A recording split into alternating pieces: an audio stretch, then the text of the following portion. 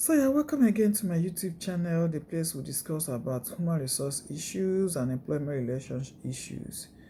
Wherever you are, I want to say good morning, good afternoon, good evening, depending on where you are, and to plead with you to please subscribe to my YouTube channel, share and let other people hear about us, and then let as many as possible benefit from this discussion, so that it's not just you that is benefiting from it.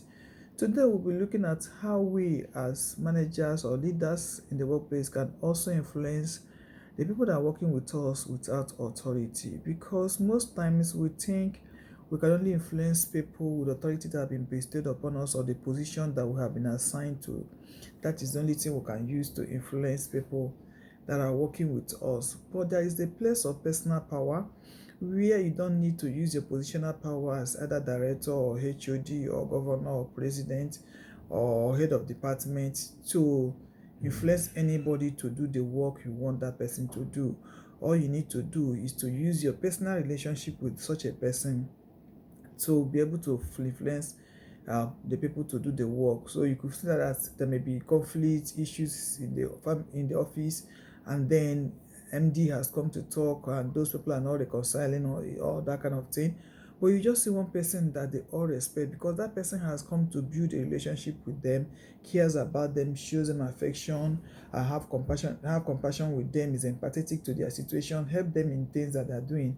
Before you know it, once that person calls in to say, I want you people to settle, you see everybody's sitting to that person's instruction and settling, because they have built a relationship, because that person have deposited so many things into their emotional bank.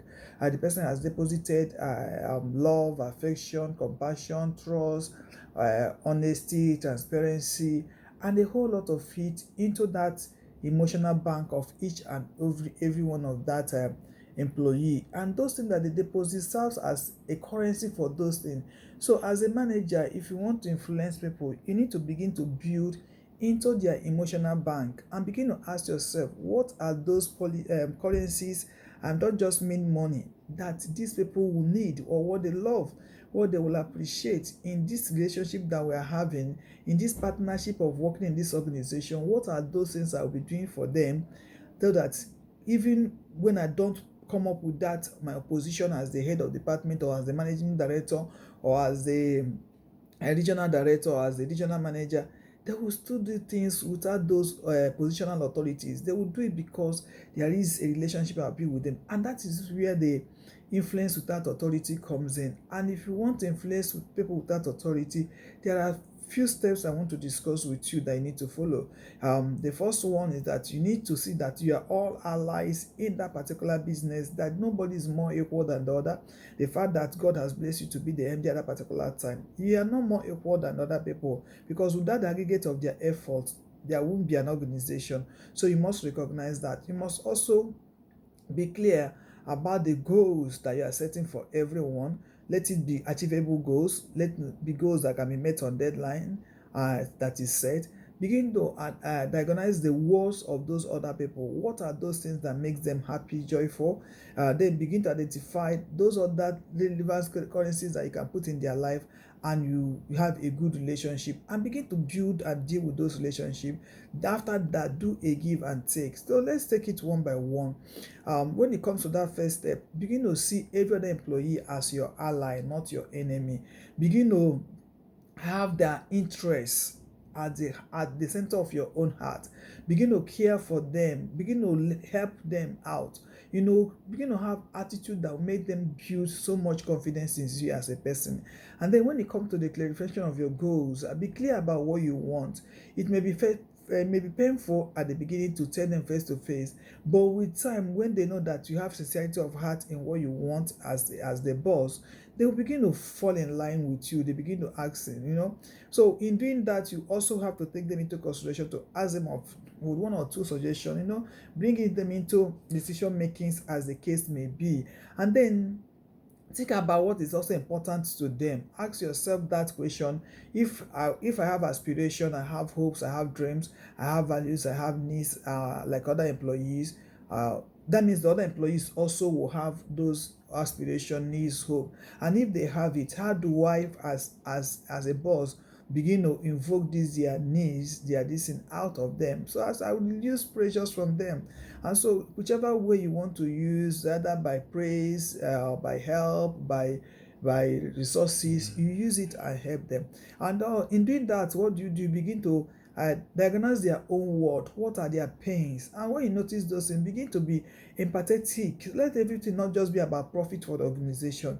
Also think about what they need to have for them to be successful in their own world, for them to have a life that is made easier. Because our whole aim of coming to the place of work, which is where majority of us spend more of our time than we spend with our families, especially in this part of the world, it's for us to have a better life, have our own success. So don't just make it as if everything is about the profit of the organization. Make it also look as if I matter, I care, my life also care, is also important to you. My family, my happiness, my joy, my pain is also important to you, so that you begin to help out. Then think about it, something like about promotions, career growth, advancement. You will now be talking to the people, what is holding you back, how do we help? Now that you met somebody, you came in, they told you that this person has not been promoted in the last 6 years. 3 years after, you are not making effort. You are not asking the person, how do I help you? What do you need? How do you need training? Do you need more resources? What is it? Do you need, are you having emotional problem? Are you fighting? All those things that will help them come out of their shells and have a better tomorrow. You need to begin to take part in it and ask them that question. And then when you ask them that question and find out that they have given you what they need, some of you, they'll tell you, sir, my self-confidence is lost. I need some reputations to build me up. Give it to them as their currency. That's what they need at that particular time. Some will say, I need the space for myself. I don't want to be involved in any conflicts in the office. Create a corner by the side for them. Some people will say, okay, when I'm given a job, give me time to deliver it. I can't work when the deadline is tight. It makes me scary and afraid. Then try to be more flexible with their time. Some will say, I need more information from you. When I need anything, can I come to you to ask for it? If that is the case, give that to them. Some will just tell you, I want to be shown love and appreciation. I want, when I do well, let the company also notice me that I've done well and clap for me. And then you give it to them as the currency that they want. So you now try to build a healthy relationship, a balanced relationship in that workplace. You begin to exchange support with each other. You begin to take away anything that is nasty about relationship in that workplace. Every unethical behaviors will begin to die off gradually without any issue. So in it all, when you want to build authority without influence, please try to diagnose what makes the other person, what is the currency, what makes the other person feels important, and give it to that person. Also look at the vision and aspiration of the other people, and then give it to them. Allow their visions, aspirations to come to life, and then give them jobs that are very, very important, so that when they finish it, they will also get some clap or accolade or praises, and give them the resources that they need to do that job. Try as much as you can to also give them the network that they need to succeed, the recognition that they need to succeed, the visibility that will place them where their success will come, and let them also know that they are important with all those the networking of contact and the rest that you are giving to them. With that, you find that they will also begin to place a high premium on themselves, because they have found out that you are placing a high premium on them, and they begin to also please you because they find out that you are trying also to please them. They begin to accept you and trust you because they find out that you are also accepting and trusting them. They want to be part of your group. They want to go extra mile because they know you are going extra mile for them. So you don't need to come and say, I am the HOD, I am the this, I am the that for the man you care, because you can get things from people that are your friends very easily. Unlike people that are not your friend, you need to struggle, squeeze out hell and life out of the person to get the things. But these other people, they will want to do it because they know they can trust you. They know that there's no insecurity in any form. Their job is secure. They have peace with you. There is no drama coming from you. There is no conflict from you. You find that they will begin to give you as much of their effort and production or performances as the case may be, that will lead to the bottom line success of that your unit or that your group that you are there representing as the boss at that particular time. If they need space, please give them the space. And whatever it is that they need, if they need knowledge, if they need appreciation, whatever you need to get them to the place where you influence them without authority, without them even realizing they are just doing things for you, without you talking too much, without you enforcing too much, without you struggling as a supervisor, as a manager to get them to do those things. It comes by the kind of relationship, the kind of affection, the kind of compassion, the kind of empathy you have given to them. It will make them realize that, yes, my boss is out for me, so let me also be out for them, and they will do a whole lot for you, and you can influence them without anything but just your good relationship with them. You don't need all those coming to start stamping it everywhere that you are the boss. And then if you say I will not go through that, you find that you may be rocking the boat of influencing with authority. And some of the things that you can do to rock this boat is when you refuse to learn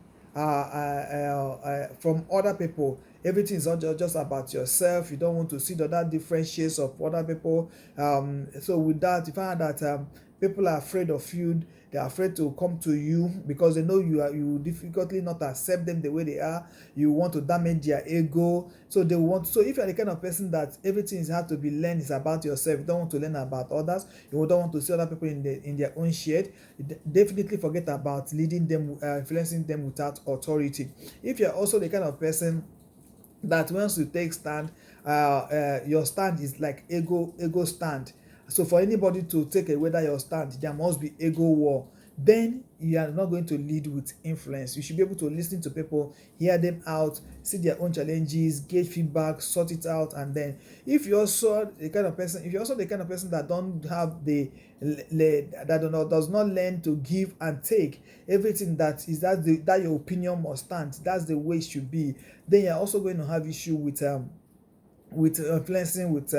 influencing without authority. If you're the kind of person that once there's any loss, you don't want to take responsibility and accountability, you want to push it, people will also not want to, except you are using only your position authority. Your personal authority will not work with them. So for you to be able to correct these things, you need a win-win for every one of us in all the relationship we have, especially if your organization is a unionized organization. Then that win-win must play a great role where you shift ground, I shift ground. You understand me, I understand you. You feel my pain, I feel your pain. You want me to go extra mile to deliver, then you should go extra mile in all forms, whether in finances or in resources or in appreciation or in reputation, in giving me space, whatever it is.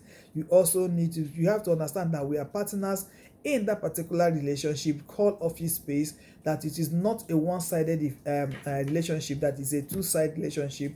That way you'll be able to lead or influence without authority. If you also the kind of person that refuse to learn and unlearn, then you're going to rock the boat of influencing without authority, because you will not want to take new ideas from people that are working with you. You will stick to original idea, even when those ideas have become archaic. You don't want to. People will find it difficult to sell any new idea to you as an authority, and so that one will also rock your influence, because whatever new they have or new things are happening, they won't bring it to you as a person, and that is not too good for your organization. And also, if you are the kind of person that have this cultural mentality that once you are the boss, everything must start and end with you, other people does not matter, because you are the person that God has favored to be that place, so everything must just be you. Then you are going to rock the boat of influence without authority, because you won't even hear people out. You don't want them to talk. You don't want anything to happen. It's going to be an issue for you. So if you want to stop any form of rocking the boat, and you just want to easily live in the place of influencing your people without authority, without coming to say I'm the alpha and the omega of this organization, then there is still a remedy for you. Maybe you are the kind of person that have been doing it before. The only way you could be at this particular time to be able to not to rock the boat is for you to understand that there is abundance of everything. Have that abundance mentality, that nobody is struggling for your position, your post, or or your salary or anything, so that you understand that the idea that are given to you, there is so much idea. It's not only your own, that whatever resources that is there is not only your own. So you must have that abundance mentality as part of you, to know that everything is there. Integrity is not only you that have it. In terms of courage or ability to do anything, is not only you that is there to be able to do it. That other people have that same trait that you have. Other people are entitled to whatever goodies that you are also entitled to. Other people are also entitled to growth the way you are entitled to, so that you don't come from the angle of making life difficult for people in office and expect that those people will go out of their way to give you their best of the best, so that you now begin to build a better relationship with these people, and then things will begin to work very well, so that there's no struggle for anything at any time, because of the place of abundance of everything. So there's abundance of money, there's abundance of resources, there's abundance of your own right and my own right.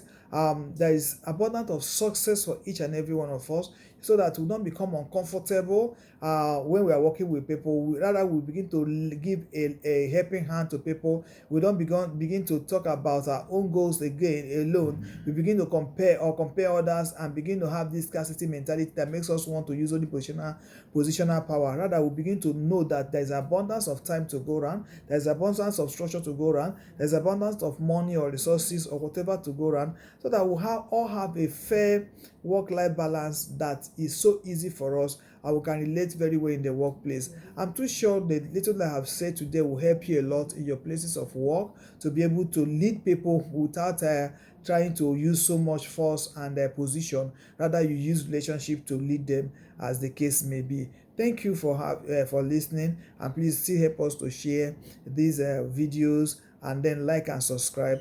God bless you for listening. Thank you so much.